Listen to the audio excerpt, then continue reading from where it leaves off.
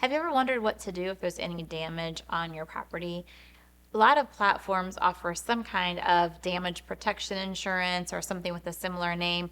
Today, we're going to review if that's a good or bad and why based on our experiences. So, I hope this helps.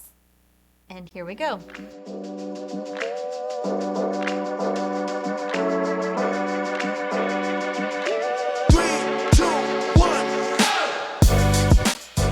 Today, we're going to talk about damage protection insurance. It's called different things depending on what platform you're using, but basically think of like buying an extended warranty on a vehicle or a home warranty on a house or going through a big box store and getting something to cover your TV for damage. Something goes wrong or something that's damaged. It's not something you turn into your homeowner's insurance, but this damage protection insurance is supposed to cover it. It's very common that people charge that fee to their guests in a vacation rental situation. So we decided to do that. And this was our first time, this property was our first time of utilizing that system. So we had a guest who had inquired about staying at our property. And in a particular platform, you as an owner can rate guests 1 through 5.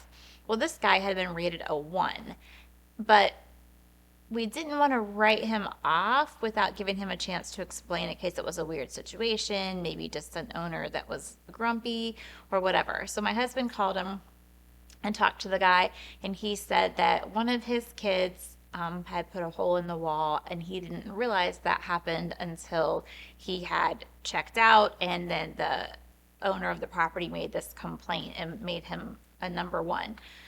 So our kids have never put a hole in the wall anywhere we've stayed or damaged it. However, we do have 4 children. We know how that could happen in certain situations. We decided to grant some grace, give them a chance to not be a 1 and to be able to rent a place. That was a mistake. There was a reason he was a number 1, which I'll tell you about here in a minute.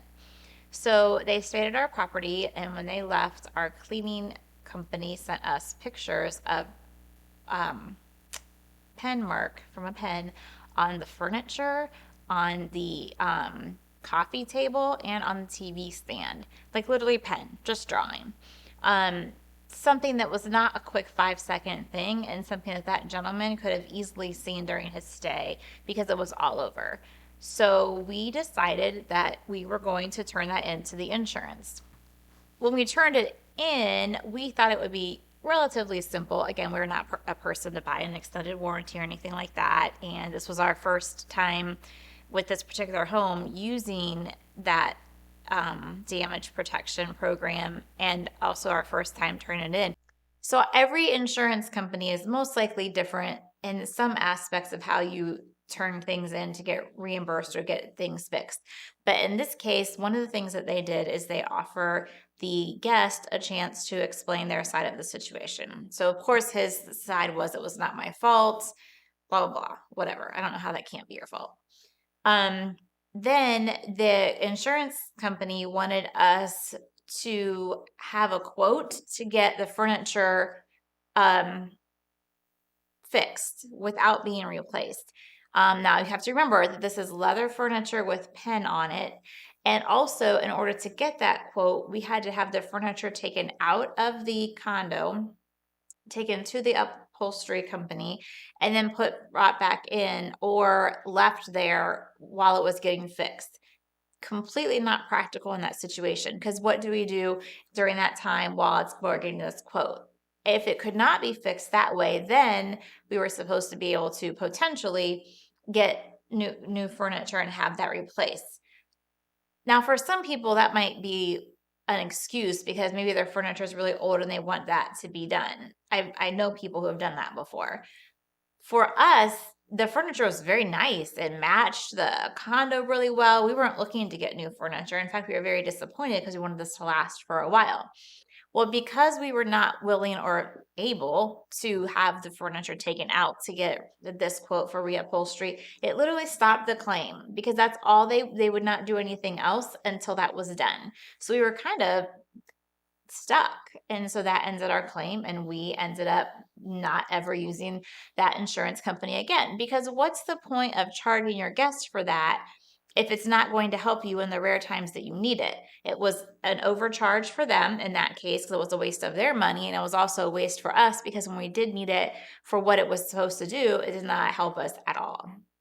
So we completely changed how we handle that. And I think it's a really good option for everyone. So we're going to share it. So because of this bad experience, we completely changed what we're doing, and we are actually not giving them that policy anymore, but we're charging that same amount and we're putting it in a separate fund to allow us to replace anything that would be damaged.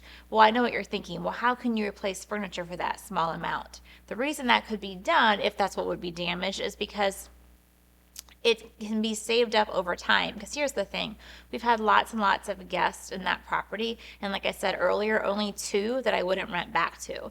Because of that, because most guests are phenomenal and take really good care of it and treat it like it's their own property, that will allow that money to accumulate and add up pretty quickly. If you have 20 guests or 30 guests or 40 guests, before one does a little bit of damage, that money's been able to accumulate and get in there to cover the person who does do that damage. So the reason this works so well is because they're still paying the same amount. It's not costing them any more than it would have before to rent our property, but then we're able to have that money in case something does need to be done. And the benefit to the guest is that if they come back, and we love repeat guests to come back, any upgrades that were used because of that funding, if it became necessary, they're getting to enjoy it. So the money's actually going towards something instead of being thrown away, which clearly, since this insurance policy was kind of a joke, that's what would have happened. And that's what did happen. It got thrown away. So I don't want to scare you by thinking that this could be a risky investment, because it's not, because most of our guests have been fabulous. 99.999% have been fabulous. This is just showing you that for that 0.00001% that might give you a problem, this is a way to protect yourself and make sure it's covered and not throw away money on an insurance policy or whatever your site calls it that isn't going to work. So I hope you found this helpful. I hope that you feel like you learned something from this. And if you would like more tips, you can like and subscribe.